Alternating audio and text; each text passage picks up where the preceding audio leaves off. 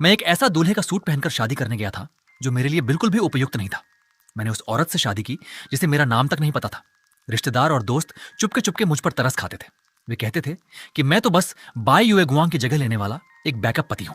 सुहागरात को ही बाई युएगुआंग ने मुझे कमरे से बाहर जाने के लिए कह दिया। मैं चुपचाप खाली कमरे में अकेला बैठा रहा। वो अक्सर विदेश उड़कर बाई युएगुआंग से मिलने चली जाती थी। मैं हमेशा घर पर उसका इंतजार करता और उससे कभी कोई सवाल नहीं पूछता था। फिर एक दिन बाई युएगुआंग का तलाक हो गया। उसी रात मैंने अनजाने में उसकी बातचीत सुन ली। वो शर्माते हुए पूछ रहा था, अब मैं वापस आ गया हूं, क्या तुम अब भी मुझसे शादी करोगी? लिंग चिंगचू ने बिना एक पल सोचे जवाब दिया, हाँ। उस पल मुझे समझ आ गया कि अब मुझे उसके पति की जगह उसे वापस लौटा देनी चाहिए। अगले ही दिन मैंने उसके सामने तलाक के कागज रख दिए। उसने उन्हें पढ़ा तक नहीं। वो उसी समय बाई युएगुआंग से चैट कर रही थी। बिना देखे ही उसने दस्तखत कर दिए। मेरी बात सुने बिना वह जल्दी जल्दी वहां से चली गई। मैं उसकी जाती हुई पीठ को देखता रहा। मेरे दिल में अपने लिए नफरत सी भर गई। मैं सचमुच जानना चाहता था कि जब उसे सच्चाई का पता चलेगा तब उसके चेहरे का रंग कैसा होगा। तलाक का प्रमाण पत्र मिलने में आधे महीने से भी ज्यादा समय लग गया। इस दौरान मैंने अपना सारा सामान समेट लिया और अपने बड़े भाई से विदा ले ली। एक दिन अचानक लेंग छिंगचू मुझे लेने आ गई।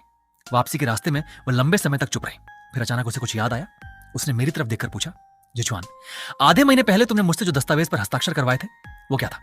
इतने दिनों बाद उसे यह बात याद आई थी। इन दिनों वो हर समय सॉन्ग जिहाओ के साथ व्यस्त थी। उसे मेरी छोटी छोटी बातों की परवाह ही कहां थी। मैं जवाब देने ही वाला था कि तभी उसका फोन फिर बज उठा। छिंगचू, मैं नशे में हूं, मेरा सिर बहुत दर्द कर रहा है, क्या तुम मुझे लेने आ सकती हो? लेंग छिंगचू का चेहरा गंभीर हो गया। सॉन्ग जिहाओ, मैंने तुमसे कितनी बार कहा है कि मैं शादीशुदा हूं? वो हंसकर बोला, तो क्या हुआ? उस शादी का असली दूल्हा तो मैं ही था।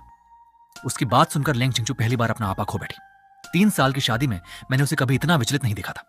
कुछ देर बाद दूसरी तरफ से धीमी आवाज आई, माफ करना, मैं अब तुम्हें परेशान नहीं करूंगा। इतना कहकर फोन की बैटरी खत्म हो गई। लेकिन लेंग छिंगचू के चेहरे की चिंता कम नहीं हुई। काफी देर बाद उसने हार मान ली। उसने मुझे टैक्सी का पता भेजते हुए कहा, अगर तुम्हें जल्दी है तो तुम चले जाओ, मैं टैक्सी से वापस आ जाऊंगी। उसके चेहरे पर अपराध बोध साफ दिखाई दे रहा था। मैं काम खत्म करके जल्दी लौट आऊंगी। मैंने बस चुपचाप सिर हिला दिया। मूसलाधार बारिश में मैंने उसे एक संदेश भेजा, जिस दस्तावेज के बारे में तुम पूछ रही थी वो तुम्हारी कार की सहचालक वाली सीट के सामने वाले ड्रॉर में रखा है। अगर जानना चाहो कि वो क्या है तो खोल कर देख लेना। आधे घंटे बाद मैं घर पहुंच गया। तब उसका जवाब आया, जरूरत नहीं, अगर मुझे नुकसान नहीं है तो मैं उस पर हस्ताक्षर कर दूंगी। यही उसका मतलब था। वह सॉन्ग जिहाओ को लेने की इतनी जल्दी में थी कि दस्तावेज पढ़ने तक का समय नहीं था, जबकि वह उसकी पहुंच से बस कुछ इंच दूर रखा था। बारिश अगले दिन शाम तक लगातार होती रही। मैं पूरे समय घर पर ही रहा और शादी के बाद सोशल मीडिया पर डाली गई हमारी सारी पोस्ट एक एक करके मिटा दी। जब सब कुछ साफ हो गया तभी मेरी नजर सॉन्ग जिहाओ की नई पोस्ट पर पड़ी।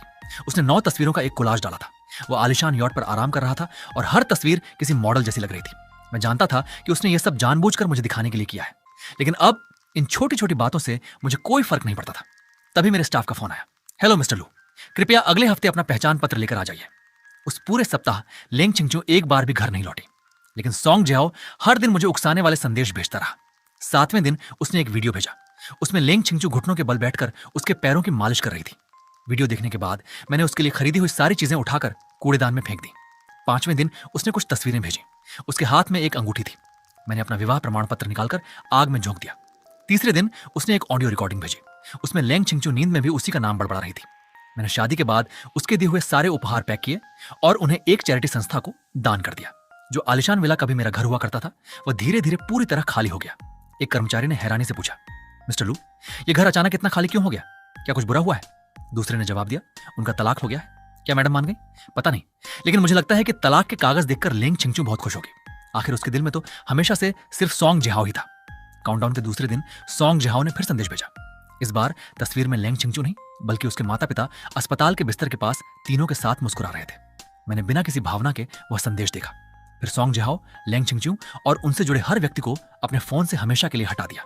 जिस दिन मैं जाने वाला था उस दिन बर्फ गिर रही थी। मैंने सारी डायरी और पुराने प्रेम पत्र आंगन में रख दिए। एक आखिरी पंक्ति लिखी और आसमान की ओर देखने लगा। उसी समय बंद दरवाजा खुला। कई दिनों बाद लेंग छिंगचू वापस आई। उसने पहले घर के अंदर जाकर चारों ओर देखा, फिर बाहर मेरे पास आकर उन पुराने प्रेम पत्रों को देखने लगी। उन्हें देखकर उसे पुराने दिन याद आ गए और उसके दिल की नाराजगी कुछ नरम पड़ गई। उसने धीरे से कहा, मैं इन दिनों बहुत व्यस्त थी, 2 दिन बाद सब काम खत्म हो जाएगा, तब हम दोनों आराम से बैठकर बात करेंगे। मैं मुस्कुराया और बोला, अब बात करने की जरूरत नहीं है। जिस चीज की तुम्हें सबसे ज्यादा चाह थी वो तो मैं तुम्हें 1 महीने पहले ही दे चुका हूं। वो चौंक गई, क्या मतलब? इतने में उसका फोन फिर बज उठा। संदेश पढ़ते ही उसके चेहरे पर फिर मुस्कान लौट आई। मैंने आखिरी प्रेम पत्र भी आग में डाल दिया और उठकर खड़ा हो गया। मेरी परछाई ने पीछे जलती हुई आग को पूरी तरह ढक लिया। वह संदेश का जवाब देने में इतनी व्यस्त हो गई कि अभी जो सवाल पूछा था वही भूल गई। मैं उसे खुद दरवाजे तक छोड़ने गया और कार का दरवाजा खोल दिया। ठंडी हवा चल रही थी। उसने मेरी पतली जैकेट देखकर कहा, वेनशेंग ने कहा है कि वापस जाकर आराम करना। मैं फिर भी दरवाजे पर खड़ा उसे जाते हुए देखता रहा। कुछ ही देर में उसकी कार मेरी नजरों से ओझल हो गई। मैं बर्फ में अकेला काफी देर तक खड़ा रहा। फिर ऊपर गया, अपना कोट पहना, सामान उठाया और नीचे उतर आया। बर्फ अब और तेज गिर रही थी। मेरे सिर पर जमी सफेद बर्फ दूर से ऐसे लग रही थी मानो मेरे बाल सफेद हो गए हों। टैक्सी विला के सामने आकर रुकी। बैठने से पहले मैंने एक बार आखिरी बार पीछे मुड़कर घर को देखा और बहुत धीमी आवाज में कहा, अब हम कभी नहीं मिलेंगे। उधर लेंग छिंगजू अपनी कार चलाकर अस्पताल पहुंच चुकी थी। आज सॉन्ग जिहाओ को अस्पताल से छुट्टी मिलनी थी। पिछली रात उसने कहा था कि वह अपने बचपन की तस्वीरें देखना चाहता है, इसीलिए वह उन्हें लेने घर वापस गई थी। वह एक भारी बैग उठाए हुए थी। जब वह लिफ्ट की ओर जा रहा था तभी रास्ते में उसकी नजर एक अनजान महिला पर पड़ी। उस महिला से उसे एक जानी पहचानी खुशबू आई। ये वही हल्की सी परफ्यूम की खुशबू थी जो सॉन्ग जिहाओ की पसंदीदा थी। वो महिला अभी अभी उसी वार्ड से बाहर निकली थी जहां सॉन्ग जिहाओ भर्ती था। क्या ये उसकी कोई दोस्त है?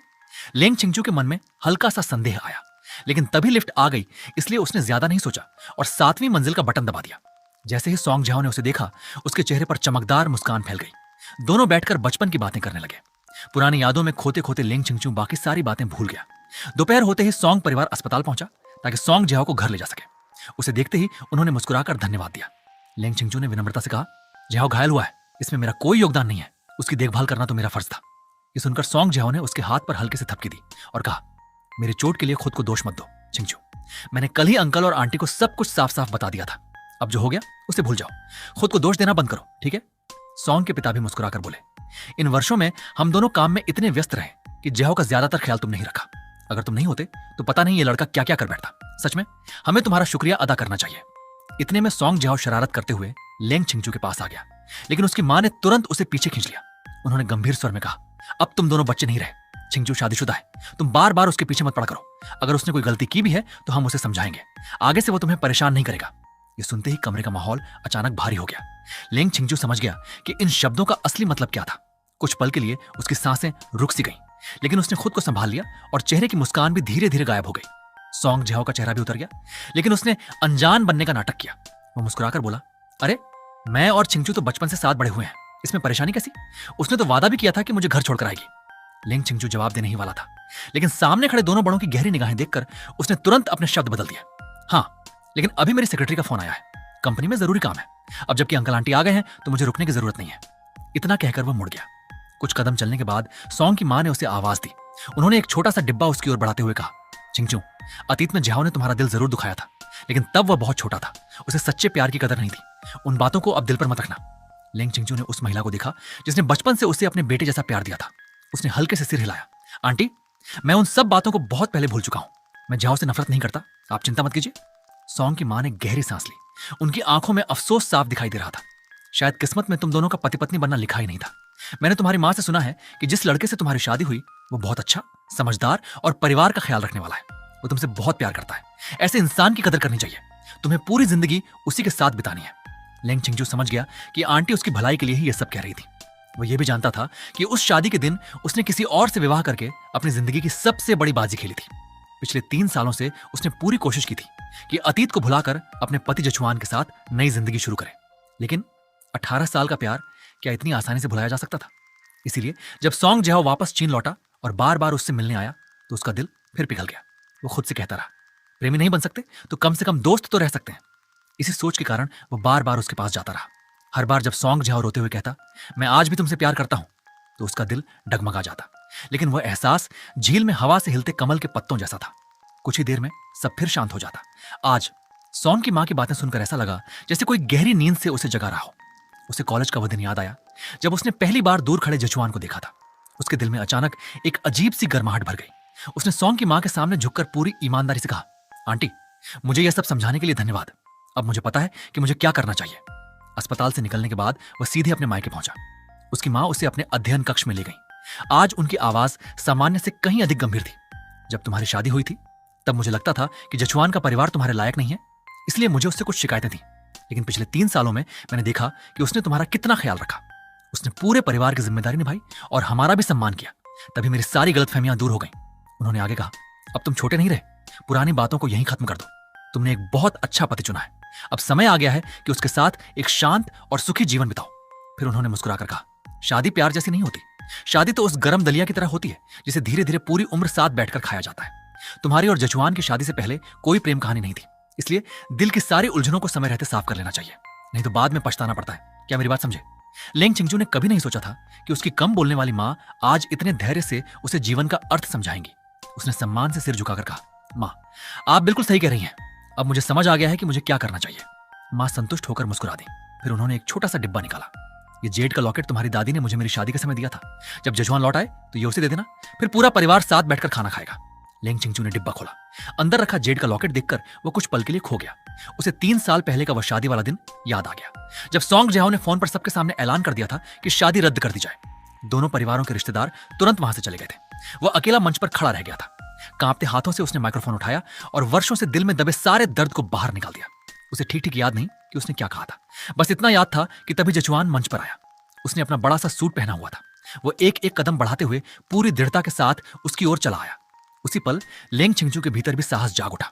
भले ही उसे अपने दूल्हे का नाम तक नहीं पता था, लेकिन उसी क्षण उसने तय कर लिया था कि वह जीवन भर इसी इंसान की पत्नी बनकर रहेगी।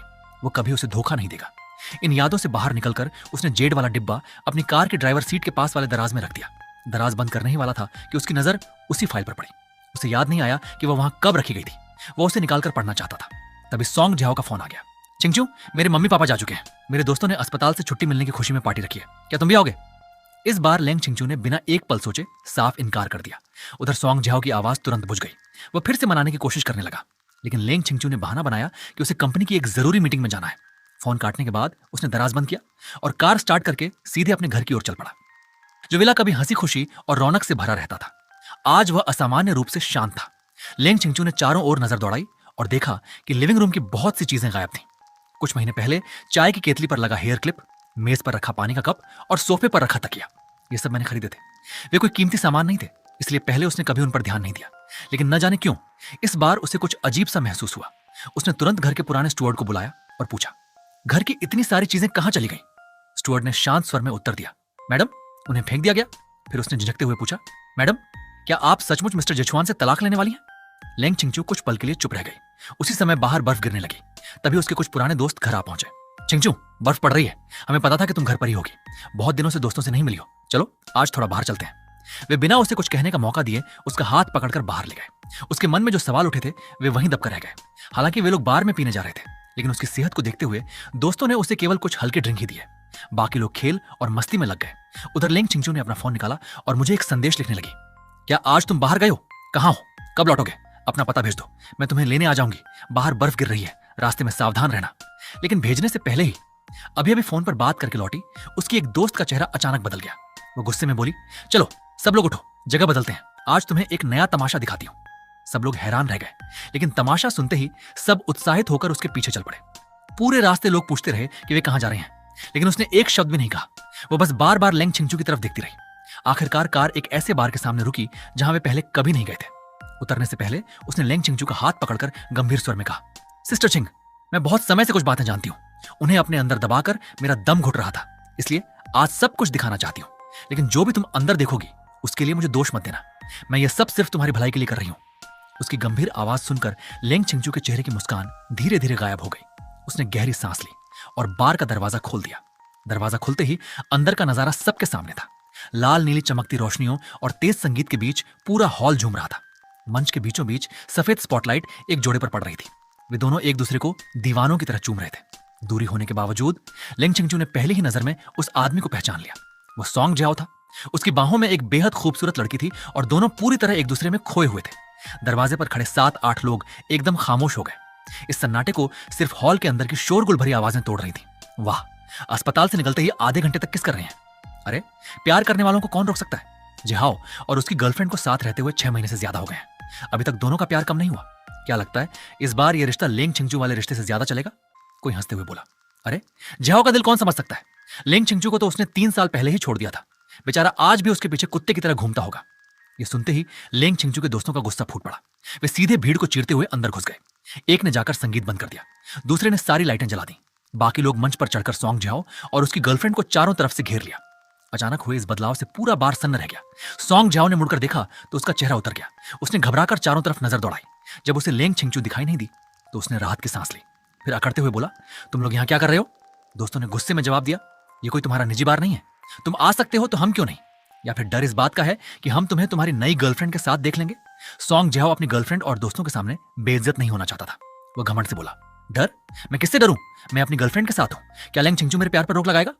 उसके दोस्त जोर जोर से सीटी बजाने लगे, लेकिन लेंग चिंगचू के दोस्तों के चेहरे पर कोई गुस्सा नहीं था। उन्हें देखकर सॉन्ग जहाओ को अचानक बेचैनी होने लगी।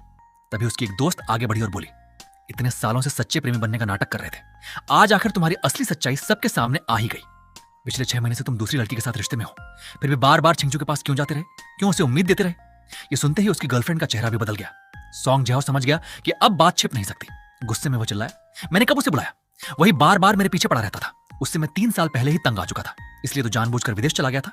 अब मैं सिर्फ अपनी गर्लफ्रेंड से प्यार करता हूं। किसी ने पूछा, क्या यही तुम्हारी सच्चाई है? वो घमंड से गर्दन ऊंची करके बोला, हाँ, अगर आज लेंग चिंगचू भी यहां होता तो मैं उसके सामने भी यही बात कहता। उसके इतना कहते ही लेंग चिंगचू के दोस्तों ने बिना कुछ बोले एक तरफ हटकर रास्ता बना दिया। उनकी हरकत देखकर सॉन्ग जहाओ का दिल जोर से धड़क उठा। उसने धीरे धीरे दरवाजे की ओर देखा।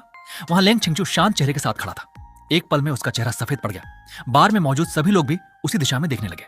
3 साल बाद एक बार फिर लेंग चिंगचू सबकी नजरों का केंद्र था, लेकिन इस बार उसके चेहरे पर न गुस्सा था न आंसू, बस गहरी शांति थी और हर उम्मीद के समाप्त हो जाने की खामोशी। उसने मंच पर खड़े उस आदमी को देखा जिससे उसने 18 साल तक प्यार किया था, लेकिन जो कभी उसका नहीं बन सका। जिस दूल्हे ने शादी वाले दिन उसे अकेला छोड़ दिया था, आज वह उसके लिए पूरी तरह अजनबी बन चुका था।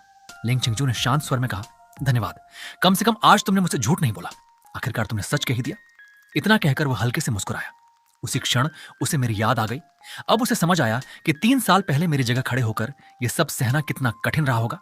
मैं एक साधारण सा इंसान था, लेकिन फिर भी 3 साल तक पूरे दिल से उससे प्यार करता रहा। आज जाकर उसने मेरे प्रेम की गहराई को समझा। सौभाग्य से अभी भी बहुत देर नहीं हुई थी। उसने एक पल भी और बर्बाद नहीं किया। बिना पीछे देखे वो बार से बाहर निकल गया। कार में बैठते ही उसने अपना फोन निकाला और वह संदेश भेज दिया जिसे वह पहले भेज नहीं पाया था। मैंने संदेश भेज दिया और दरवाजे की घंटी बजा दी। लेंग चिंगचू को लगा कि मैंने उसके संदेश का जवाब दिया है। उसने फोन खोला, लेकिन अगले ही पल उसकी नजर हरे चैट बॉक्स के बीच बने लाल विस्मयादिबोधक चिन्ह पर पड़ी। उसने दोबारा देखा, फिर अपने दोस्तों का फोन लेकर भी जांच की, लेकिन नतीजा वही था। उसे समझ ही नहीं आया कि ऐसा कैसे हो सकता है। उसने मुझे कई और संदेश भेजने की कोशिश की, लेकिन हर बार वही लाल निशान दिखाई देता रहा। तभी उसे एहसास हुआ कि मैंने उसे ब्लॉक कर दिया है। उसका शांत मन अचानक सवालों से भर गया। उसकी समझ उसे सच बता रही थी, लेकिन वह उस सच्चाई को स्वीकार नहीं करना चाहती थी। वो खुद को बार बार समझाने लगी कि शायद कोई गलती हुई होगी। आखिर आज सुबह भी तो सब पहले जैसा ही था। मैंने उसे हमेशा की तरह दरवाजे तक छोड़कर विदा किया था। मेरे चेहरे पर कोई उदासी नहीं थी और मैंने मुस्कुराकर उसे अलविदा भी कहा था। शायद यह सचमुच कोई गलतफहमी हो, लेकिन उसके दिल ने इस बात पर भरोसा नहीं किया। उसने बिना देर किए कार स्टार्ट की। उसकी तेज रफ्तार बता रही थी कि वह कितनी घबराई हुई थी। रास्ते में उसने कई ट्रैफिक सिग्नल पार किए और शाम होने से पहले ही घर पहुंच गई। घर बाहर से पहले जैसा ही था, लेकिन भीतर कदम रखते ही उसे एक अजीब सी ठंडक महसूस हुई। ये वही घर था, लेकिन अब उसमें पहले जैसी गर्माहट नहीं बची थी। उसने देखा कि रसोई की बत्ती जल रही थी। उसे लगा कि मैं हमेशा की तरह उसके लिए सूप बना रहा हूं। वह जल्दी से रसोई में पहुंची। वहां सचमुच चूल्हे पर सूप उबल रहा था, लेकिन उसे नौकरानी संभाल रही थी। नौकरानी ने उसे देखते ही आदर से सिर झुकाया और एक कटोरा सूप उसके सामने रख दिया। लेंग चिंगचू ने एक घूंट लिया, लेकिन तुरंत उसकी भौहें सिकुड़ गईं। स्वाद वैसा नहीं था जैसा वह हमेशा पीती थी। उसने पूछा, क्या यह सूप जछुआन ने नहीं बनाया? नौकरानी घबरा गई और बोली, माफ कीजिए मैडम, उनके जाने से पहले उन्होंने मुझे सूप बनाना सिखाया था, लेकिन मैं ठीक से याद नहीं रख पाई। आप थोड़ी देर रुकिए, मैं फिर से बनाती हूँ। लेकिन लेंग चिंगचू ने उसकी बात का केवल एक हिस्सा ही सुना। उनके जाने से पहले यही 4 शब्द उसके कानों में गूंजते रह गए। उसका दिल जोर जोर से धड़कने लगा। उसने कांपती आवाज में पूछा, वह कब चले गए? नौकरानी ने उत्तर दिया, आज सुबह, आपके ऑफिस जाने के बाद। लेंग चिंगचू ने पूरे घर का कोना कोना छान मारा। Living room, bedroom, study, bathroom, हर जगह देखा, लेकिन मेरा कोई निशान नहीं था। तभी घबराया हुआ स्टुअर्ड उसके पास आया और बोला, मैडम, आपने सचमुच मिस्टर जछुआन को तलाक देने के लिए हाँ क्यों कर दी? तलाक? ये शब्द सुनते ही उसे ऐसा लगा जैसे उसके पैरों तले जमीन खिसक गई हो। मैंने कभी उससे तलाक की बात नहीं की थी। फिर सब लोग ऐसा क्यों सोच रहे थे? उसने पिछले कुछ हफ्तों की हर घटना याद करने की कोशिश की। तभी उसे मेरे वे शब्द याद आए, जिस चीज की तुम्हें सबसे ज्यादा चाह थी, वो तो मैं तुम्हें 1 महीने पहले ही दे चुका हूं। वह सवाल जिसे वो उस दिन पूछ नहीं पाई थी, अब उसके मन में बिजली की तरह कौंध उठा। उसने तुरंत अपनी सेक्रेटरी को मेरा पता लगाने का आदेश दिया और खुद कार लेकर मेरे पुराने घर पहुंचे। लेकिन वहां केवल बंद खिड़कियां थीं। पड़ोसियों ने बताया कि मैं कल ही आया था, अपना बहुत सा सामान फेंका और ऐसा लग रहा था जैसे हमेशा के लिए कहीं दूर जाने की तैयारी कर रहा हूं। उसी समय उसकी सेक्रेटरी का संदेश आया, मैडम, पता चला है कि आधे महीने पहले मिस्टर जछुआन ने सैन फ्रांसिस्को की टिकट खरीदी थी। वो आज सुबह ही उड़ान से निकल चुके हैं। इस समय तक शायद पहुंच भी गए होंगे। ये सुनकर लेंग चिंगचू का दिल पूरी तरह ठंडा पड़ गया। उसे समझ नहीं आया कि मैंने अचानक तलाक लेने और बिना बताए देश छोड़ने का फैसला क्यों किया। वो हमेशा सोचती थी कि मेरा सबसे बड़ा सपना उसका पति बनकर हमेशा उसके साथ रहना है, लेकिन अब सब कुछ बदल चुका था। उसने अमेरिका की अगली उड़ान बुक करने का आदेश दिया, लेकिन खुद कार में बैठी रही। उसने इंजन तक स्टार्ट नहीं किया। उसकी नजर बार बार उसी चैट पर जा रही थी जहां हर संदेश के साथ लाल निशान दिखाई दे रहा था। घंटों तक फोन इस्तेमाल करने के कारण बैटरी कम होने की चेतावनी आई। उसने चार्जर निकालने के लिए कार का दराज खोला। तभी उसकी नजर उसी फाइल पर पड़ी जो 1 महीने से वहीं रखी थी। इस बार उसने फाइल खोल ही दी। पहले ही पन्ने पर लिखे 4 शब्द पढ़ते ही उसके हाथ कांपने लगे। तलाक समझौता पत्र। फिर भी उसने खुद को संभाला और एक एक पन्ना पलटती गई। आखिरी पन्ने पर पहुंचते ही उसकी नजर अपने ही हस्ताक्षर पर पड़ी। वो पूरी तरह स्तब्ध रह गई। ये कैसे हो सकता था? उसने तलाक के कागजों पर कब हस्ताक्षर किए थे? उसे कुछ भी याद नहीं था। उसने तेजी से हर घटना को जोड़ना शुरू किया। तभी उसे वो रात याद आई जब मैंने कहा था कि मैं उसे एक उपहार देना चाहता हूं, लेकिन वह बिना देखे ही चली गई थी। बाद में मैंने वही दस्तावेज उसकी कार में रख दिए थे और कई बार उन्हें देखने की याद भी दिलाई थी, लेकिन पूरे 1 महीने तक उसने फाइल खोली तक नहीं। उसके हाथों में पकड़े हुए कुछ हल्के कागज अब उसे हजारों किलो वजन जैसे लग रहे थे। उसी पल उसे समझ आ गया कि मैं क्यों चला गया। उधर उसी दोपहर मेरा विमान सैन फ्रांसिस्को पहुंच चुका था। एयरपोर्ट पर मेरी मुलाकात मेरी पुरानी अध्यापिका फ्यू वॉन्टिंग से हुई, जिनसे मैं कई वर्षों बाद मिल रहा था। स्नातकोत्तर की पढ़ाई पूरी करने के बाद मैंने अपना व्यवसाय शुरू किया था। 3 साल की मेहनत के बाद जब सब कुछ स्थिर हो गया, तब मैंने उनका विदेश में काम करने का निमंत्रण स्वीकार कर लिया। वो हमेशा एक प्रतिभाशाली और दयालु शिक्षिका रही थी। अब उन्होंने शिक्षा छोड़कर नई जिंदगी शुरू कर दी थी, लेकिन उनका स्वभाव बिल्कुल नहीं बदला था। उन्होंने मुस्कुराकर कहा, जचुआन, बहुत समय बाद मिले। मैंने भी मुस्कुराते हुए कहा, मैडम फू, बहुत दिनों बाद। वो हंसते हुए बोली, मैं अब अध्यापिका नहीं रही। अगर तुम्हें ठीक लगे तो मुझे वांटिंग कह सकते हो। उनके सौम्य व्यवहार ने मुझे पराये देश में भी अपनापन महसूस कराया। मैं मुस्कुराया और बोला, ठीक है, लेकिन आपको मैडम फू ही कहूंगा। उन्होंने हंसकर हामी भर दी और मुझे अपने साथ घर ले गई। रास्ते भर हमने कॉलेज के दिनों से लेकर बिछड़ने तक की ढेर सारी बातें की। फिर उन्होंने पूछा, 6 महीने पहले जब मैंने तुम्हें अमेरिका आने का निमंत्रण दिया था, तब तुमने मना कर दिया था। फिर अचानक अपना फैसला क्यों बदल लिया? मैं कुछ पल चुप रहा, फिर बोला, तब मुझे समझ नहीं आ रहा था कि मुझे क्या करना चाहिए। परिवार की वजह से मैं देश छोड़ना नहीं चाहता था, लेकिन अब समझ गया हूं, जब रास्ता दिखाई न दे तो चलना शुरू कर देना चाहिए। शायद सफर में ही मंजिल मिल जाए। फू वांटिंग मुस्कुराई। उन्होंने कहा, जिंदगी एक एक कदम आगे बढ़ने का नाम है। मैं भी कई साल अध्यापिका रही, लेकिन बाद में समझ आया कि वह जीवन मेरे लिए नहीं था। इसलिए मैंने नई शुरुआत की। उलझन होना बिल्कुल स्वाभाविक है, लेकिन अगर तुम पहला कदम उठाने की हिम्मत करोगे तो एक दिन अपनी मंजिल जरूर पालोगे। उनकी बातें सुनकर मेरे मन का बोझ काफी हल्का हो गया। कुछ देर बाद हम अपार्टमेंट पहुंचे। 2 बेडरूम वाला साफ सुथरा घर धूप से भरा हुआ था और नीचे ही सुपरमार्केट था। कमरे की साफ सफाई और सादगी देखकर मेरी सारी थकान जैसे गायब हो गई। फू वांटिंग ने मुझे पूरे घर की जानकारी दी, जरूरी बातें समझाई, फिर मुझे खाना खिलाने ले गई। उसके बाद हम दोनों सुपरमार्केट गए और रोजमर्रा की जरूरत का सामान खरीद कर लौट आए। घर पहुंचने के बाद उन्होंने मेरा ज्यादा समय नहीं लिया। अपना पता देकर वह चली गई। मैंने नहाकर बिस्तर पर लेटते हुए खिड़की से बाहर अंधेरा होते आसमान को देखा। ऐसा लग रहा था मानो मैं भूल गया हूं कि आज कौन सा दिन है। यही सोचते सोचते मेरी आंख लग गई। उस रात मैंने एक सपना देखा।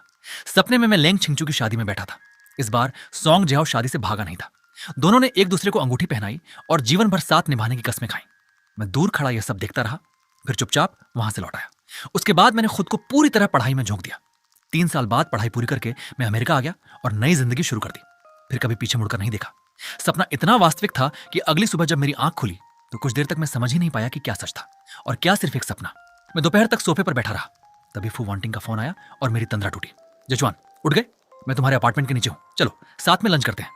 मैं नीचे पार्किंग में पहुंचा और फू वांटिंग की कार का सहचालक वाला दरवाजा खोलकर बैठ गया। मेरी नजर पीछे की सीट पर बैठे व्यक्ति पर पड़ी, लेकिन शिष्टाचारवश मैंने ध्यान से नहीं देखा। मुझे लगा फू वांटिंग खुद परिचय करा देंगे। सीट बेल्ट बांधने के बाद भी कार में सन्नाटा था। तभी पीछे से एक परिचित आवाज आई, जचुआन, आराम कैसा रहा? यह आवाज सुनते ही मैंने झटके से सिर उठाया। रियर व्यू मिरर में जो चेहरा दिखाई दिया उसे देखकर मैं कुछ पल के लिए स्तब्ध रह गया। वो लेंग छिंगचू थी।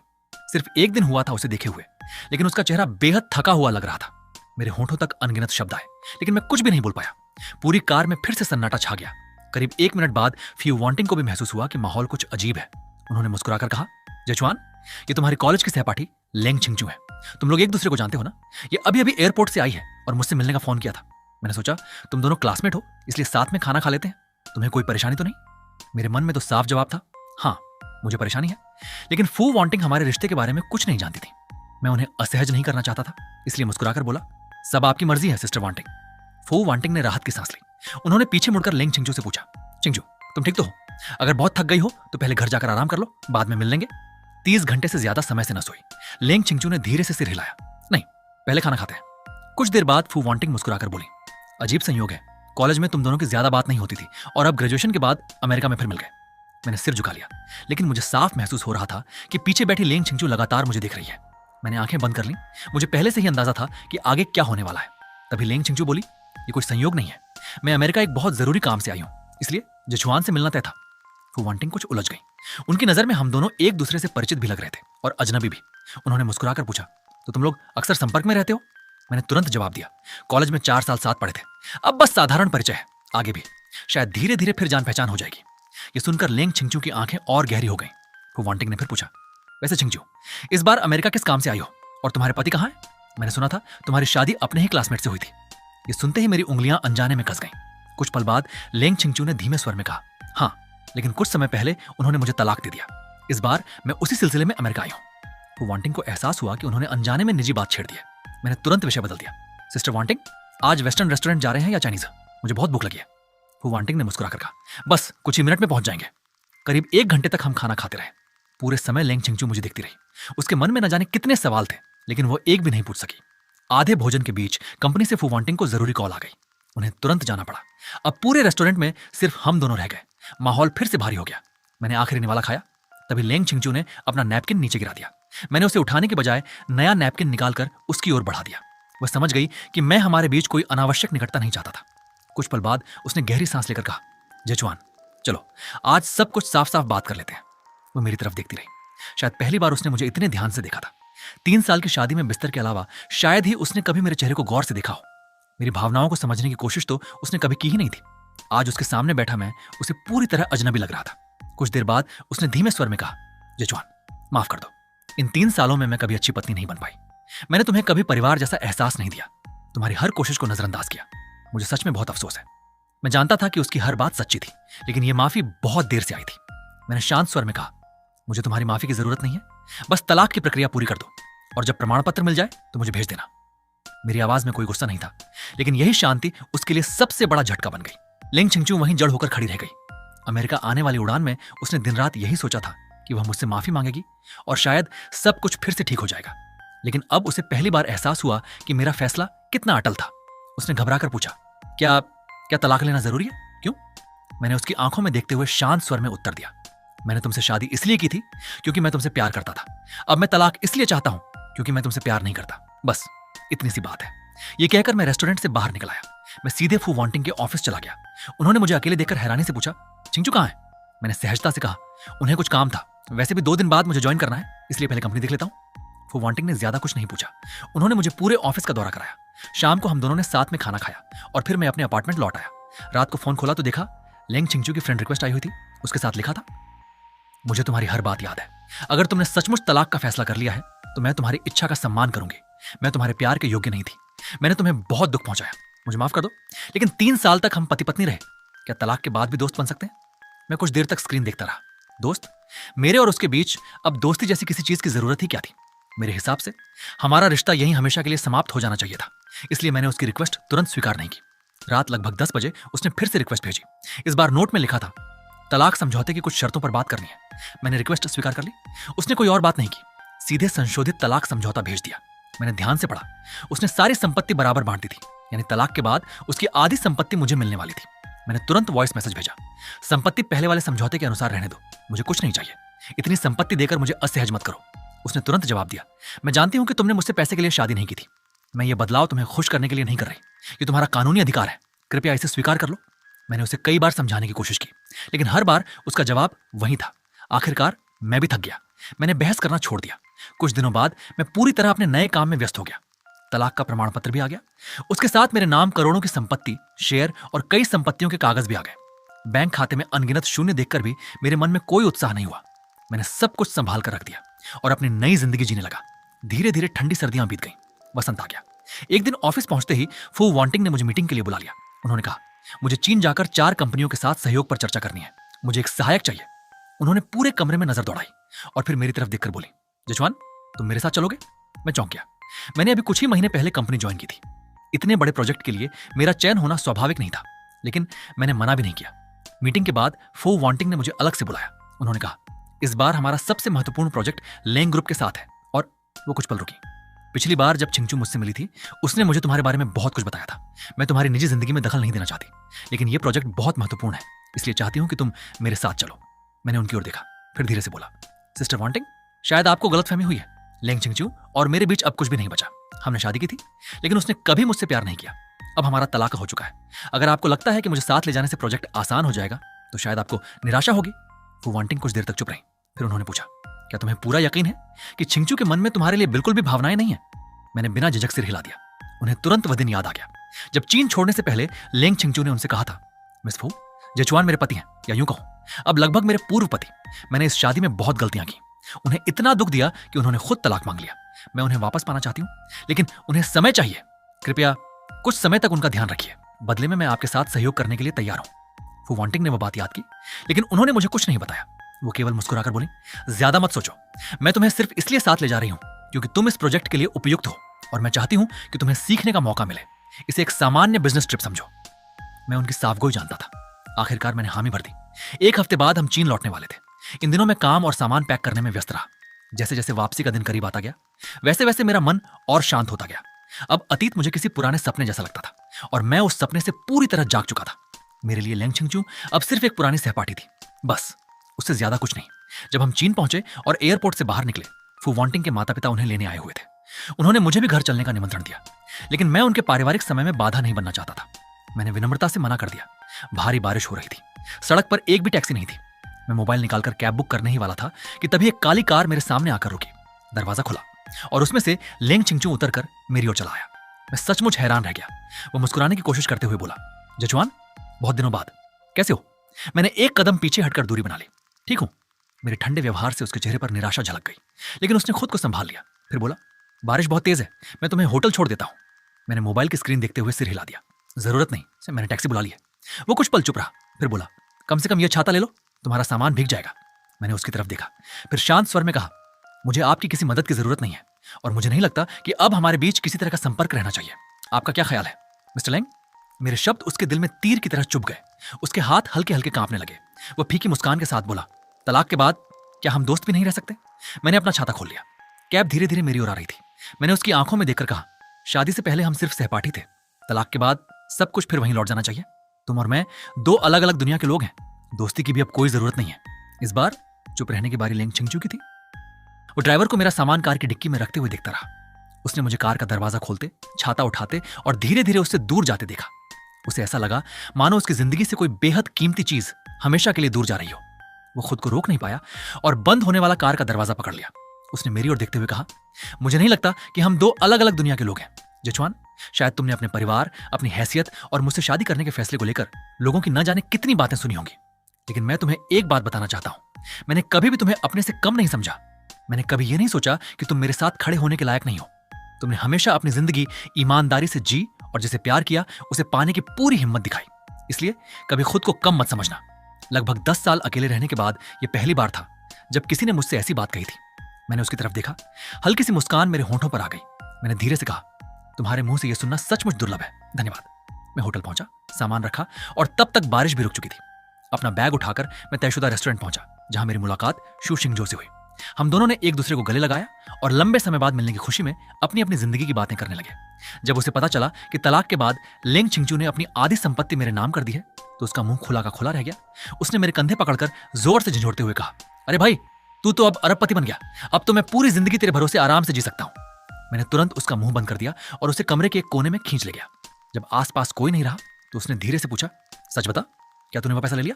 मैंने सिर हिलाते हुए कहा, हाँ, लेकिन आज तक उसे खर्च करने की हिम्मत नहीं हुई। हमेशा लगता है जैसे यह पैसा किसी भी दिन मुझसे वापस ले लिया जाएगा। शू शिंगजो ने मेरा हाथ पकड़कर कहा, तू बेवजह सोच रहा है, यह पैसा तेरा हक है। लेंग छिंगजू ने खुद अपनी मर्जी से दिया है, इसमें शर्म कैसी? तूने उसके गले पर चाकू रखकर शादी थोड़ी करवाई थी। उसकी बातें सुनकर मेरे मन का बोझ थोड़ा हल्का हो गया। वो मुस्कुराया, मैंने उठाया और बिना देखे ही वेटर से बोला, सबसे महंगा ऑस्ट्रेलियन लॉबस्टर ले आओ। ऑर्डर देने के बाद उसने बड़ी शान से मेरी तरफ देखा और पूछा, कैसा लगा मेरा स्टाइल? मैंने हंसते हुए दोनों अंगूठे ऊपर कर दिए और कहा, काफी शानदार, बस पता नहीं बिल भरते समय मिस्टर शू का यही आत्मविश्वास रहेगा या नहीं। वो तुरंत बोला, अरे आज दावत तो तू दे रहा है। खाना खत्म होने के बाद उसके चेहरे पर संतोष साफ दिखाई दे रहा था। मैं बिल चुकाने ही वाला था कि पीछे से किसी ने मेरा नाम पुकारा, अरे ये तो लू जेचुआन है। हमने मुड़कर देखा। ऊपर से कुछ लोग नीचे उतर रहे थे। उनमें से ज्यादातर हमारे पुराने सहपाठी थे और उनके बीच सॉन्ग जहाओ भी खड़ा था। उन्हें देखते ही शू शिंगजो मेरे कान के पास आकर फुसफुसाया, तू देश छोड़कर गया था। उसके अगले ही दिन सॉन्ग जिहाओ के कई लड़कियों के साथ अफेयर का मामला खुल गया। सोशल मीडिया पर उसकी खूब बदनामी हुई। सुना है ये सब लेंग छिंगचू की सहेलियों ने उजागर किया था। तब से उसकी इज्जत पूरी तरह मिट्टी में मिल गई। बाद में वो छिंगचू के पास वापस गया, लेकिन उसने उसे बिल्कुल भाव नहीं दिया। यार, उसका चेहरा देखने लायक था। हम दोनों की बातें सुनकर सॉन्ग जिहाओ का चेहरा काला पड़ गया। वह सीधे हमारे सामने आकर बोला, लू जेचुआन, तुम तो विदेश चले गए थे, फिर वापस क्यों आए? मैंने शांत स्वर में जवाब दिया, इससे तुम्हारा कोई लेना देना नहीं है। वह व्यंग्य से हंसा और बोला, इतना घमंड मत करो, क्या सोचते हो वापस आकर फिर से लेंग छिंगचू के पास चले जाओगे? पहले वो तुम्हें कुछ नहीं समझती थी और अब भी नहीं समझती। मैं उससे बहस नहीं करना चाहता था। मैंने बिल चुकाया और शू शिंगजो के साथ वहां से निकलने लगा, लेकिन मेरी बेरुखी ने उसे और भड़का दिया। वो हमारे सामने आकर रास्ता रोककर खड़ा हो गया। वो जोर से बोला, तुमने मेरी शादी छीन ली और अब लेंग छिंगचू की आधी संपत्ति भी ले ली। ऊपर से मासूम बनने का नाटक करते हो। पैसा मिल गया तो क्या हुआ? तुम्हारे अंदर की हीन भावना आज भी साफ दिखाई देती है। उसकी बात सुनकर आसपास खड़े लोग हंसने लगे। शू शिंगजो गुस्से से भर उठा और जवाब देने के लिए आगे बढ़ा, लेकिन मैंने उसे रोक लिया। मैंने सॉन्ग जिहाओ की आंखों में देखकर शांत स्वर में कहा, वो पैसा लेंग छिंगचू ने अपनी मर्जी से दिया है और जैसे तुम अक्सर अफवाहें फैलाते हो, इस बार भी सच्चाई वही है। इतना कहकर मैं उसकी तरफ देखे बिना वहां से निकल गया। मेरी बात सुनकर सॉन्ग जिहाओ का चेहरा गुस्से से लाल हो गया। वो अपना आपा खो बैठा। तभी उसके पास से एक वेट्रेस गर्म सूप लेकर गुजर रही थी। उसने जानबूझकर उसे धक्का दे दिया। अगले ही पल उबलता हुआ सूप मेरी और शू शिंगजो की तरफ उड़ता हुआ आने लगा। उसी समय अचानक लेंग छिंगचू हमारे सामने आ गया। उसने बिना एक पल सोचे हमें जोर से पीछे धक्का दे दिया। हम दोनों तो बच गए, लेकिन पूरा खौलता हुआ सूप उसके बाएं हाथ पर गिर गया। कुछ ही सेकंड में उसकी त्वचा बुरी तरह जल गई और हाथ पर बड़े बड़े फफोले निकल आए। सॉन्ग जिहाओ ये देखकर घबरा गया। वो तुरंत उसकी तरफ भागा और बोला, छिंगचू, मैं। लेकिन लेंग छिंगचू ने दर्द सहते हुए भी उसे ठंडी नजरों से देखा। उसकी आवाज बर्फ से भी ज्यादा ठंडी थी। अंकल और आंटी की इज्जत की वजह से मैं अब तक तुम्हारी हरकतें सहता रहा, लेकिन अगर तुमने अपनी आदत नहीं बदली तो अगली बार मैं तुम्हें ऐसा सबक सिखाऊंगा जिसे तुम जिंदगी भर नहीं भूलोगे। सॉन्ग जिहाओ कुछ कहना चाहता था, लेकिन लेंग छिंगचू ने उसे कोई मौका नहीं दिया। वो हमारे साथ वहां से चला गया। रात की ठंडी हवा चल रही थी। अब तक मेरा दिमाग भी शांत हो चुका था। मैंने उसके हाथ की हालत देखी और तुरंत कार निकालकर उसे अस्पताल ले गया। इतना गहरा जला हुआ हाथ देखकर डॉक्टर भी हैरान रह गया। उसने तुरंत नर्स को बुलाकर इलाज शुरू कराया। रात काफी हो चुकी थी। शू शिंगजो को अगले दिन काम पर जाना था, इसलिए मैंने बहुत समझाकर उसे घर भेज दिया। अब अस्पताल में सिर्फ हम दोनों थे। इलाज के दौरान लेंग छिंगचू दर्द सह रहा था। उसके माथे पर पसीना छलक आया था। मैंने चुपचाप टिश्यू उठाकर उसका पसीना पोंछ दिया। उसने मेरी तरफ देखा और धीमे स्वर में कहा, मैं घायल हुआ हूं, लेकिन इसमें तुम्हारी कोई गलती नहीं है। वह सिर्फ मेरी वजह से तुमसे नफरत करता है। माफी तो मुझे तुमसे मांगनी चाहिए। मैं जानता था कि इस समय सही गलत की बहस का कोई अर्थ नहीं था, इसलिए मैं कुछ नहीं बोला। डॉक्टर की लिखी दवाइयां लेकर वापस आया तो उसका इलाज पूरा हो चुका था।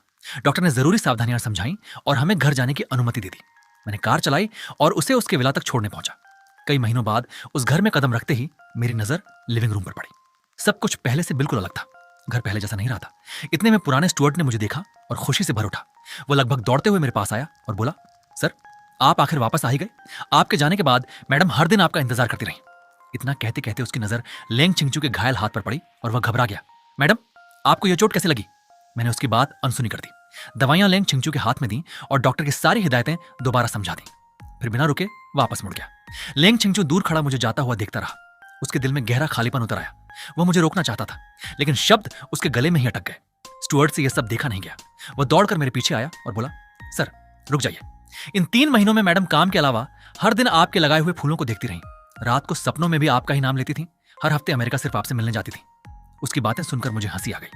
मेरे लिए यह सब किसी मजाक से कम नहीं था। मेरे मन में सिर्फ एक ही सवाल था, लेंग छिंगचू तो हमेशा सॉन्ग जिहाओ से प्यार करती थी, फिर अब यह सब क्यों? मैंने उसकी बातों पर विश्वास नहीं किया। गंभीर स्वर में कहा, मैं और लेंग छिंगचू अब तलाक ले चुके हैं। मैंने अतीत को पूरी तरह छोड़ दिया है। अब लेंग परिवार से मेरा कोई संबंध नहीं है। आगे से मुझे सर मत कहिए, सिर्फ जजवान कहिए। बहुत देर हो चुकी है, अब मैं चलता हूं। आप लोग अपना ख्याल रखिए। 2 दिन के छोटे से आराम के बाद मैं फिर से पूरी तरह काम में लग गया। मैं फू वांटिंग के साथ मिलकर सहयोग परियोजना की हर छोटी बड़ी बात पर चर्चा करने लगा और इस दौरान मैंने उनसे बहुत कुछ सीखा। प्रोजेक्ट भी उम्मीद के मुताबिक बेहद तेजी से आगे बढ़ रहा था। सब कुछ ऐसे चल रहा था मानो शांत नदी में नाव बिना किसी रुकावट के आगे बढ़ रही हो। जब हम लेंग ग्रुप के साथ अंतिम शर्तों पर चर्चा करने पहुंचे तो लेंग छिंगचू खुद बैठक में नहीं आया। उसकी जगह कंपनी के उपाध्यक्ष को भेजा गया था। मैं निश्चिंत होकर पहले से तैयार किया हुआ अनुबंध उनके सामने रख दिया। दूसरी तरफ ने सभी शर्तें ध्यान से पढ़ी। उन्हें अनुबंध स्वीकार करने में कोई आपत्ति नहीं थी, लेकिन उन्होंने एक अतिरिक्त शर्त रखी। अनुबंध की पूरी अवधि के दौरान दोनों कंपनियों के बीच संपर्क और समन्वय की जिम्मेदारी सिर्फ मुझे सौंपी जाए। फू वांटिंग तुरंत समझ गई कि यह शर्त किसी और की नहीं बल्कि लेंग छिंगचू की थी। वो इस सहयोग के बहाने मुझे अपने पास बनाए रखना चाहता था। मीटिंग खत्म होने के बाद हम दोनों पास के एक कॉफी शॉप में बैठ गए। कुछ देर चुप रहने के बाद फो वांटिंग ने धीरे से पूछा, जचुआन, अगर तुम्हें बुरा ना लगे तो क्या तुम मुझे अपनी और लेंग छिंगचू की शादी की पूरी कहानी बता सकते हो? मैं कुछ देर तक चुप रहा। फिर मैंने शुरुआत से लेकर अंत तक सब कुछ उन्हें बता दिया। मेरी पूरी कहानी सुनने के बाद फू वांटिंग लंबे समय तक कुछ बोल ही नहीं पाई। उनके चेहरे पर दुख और पछतावा साफ दिखाई दे रहा था। उस समय कोई भी शब्द उस कहानी के दर्द को बयान नहीं कर सकता था। हमारे बीच केवल खामोशी रह गई। मैंने उनकी ओर देखकर हल्की मुस्कान के साथ कहा, सिस्टर वांटिंग, मैं जानता हूं कि आप किस बात को लेकर परेशान हैं। आप चाहती हैं कि यह प्रोजेक्ट भी सफल हो जाए और मुझे फिर से कोई चोट भी न पहुंचे। मैंने आपको यह सब इसलिए बताया क्योंकि अब यह अतीत मेरे लिए सिर्फ एक बीती हुई कहानी है। मैं उसे पूरी तरह पीछे छोड़ चुका हूं।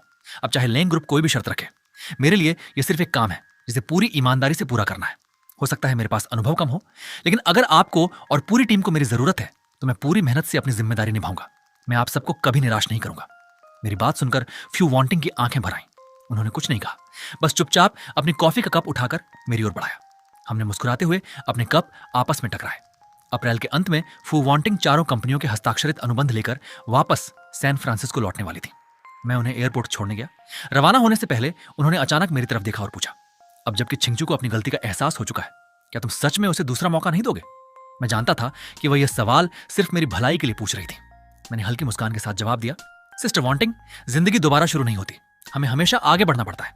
उनके जाने के बाद काम की सुविधा के लिए मैंने शहर के एक ऊंचे अपार्टमेंट की सबसे ऊपर वाली मंजिल पर नया घर किराए पर ले लिया और अगले ही दिन वहां रहने चला गया। उस महीने के दौरान मैं अक्सर लेंग छिंगचू से अलग अलग जगहों पर टकराने लगा।